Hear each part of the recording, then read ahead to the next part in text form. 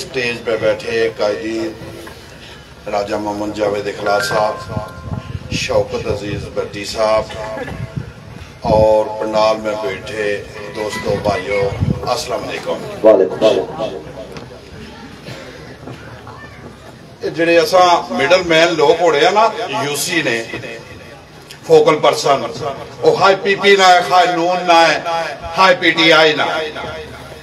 असा तुसां लोकां कोल वोट किन्ने आ, इसने भी जवाब दे होने आ। सब से पहले तो असा अल्लाह पाक ने जवाब दे होने आ कि असा किसकी वोट पे दवाने आ। जे मुखालफीन भी नहीं मन्ने तो गल पाओ, जे करप्ट है तो भी दसो, तो जे नहल है तो भी दसो, तो जे दयानतदार नहीं तो भी दसो। असा जिसकी वोट पे दवाने आ बिल्कुल उस जो सारिया खूबियां मौजूद रहो। सामने तकी किनो 2002 जिन्हां कोल गड्डियां ने पैसे नहीं सन देने जोगे, ओ अज तकी किनो घरों जिला निकलने नो तो माड़े ख्याल 2 करोड़ ने करीब महीने ना जाना खर्चा।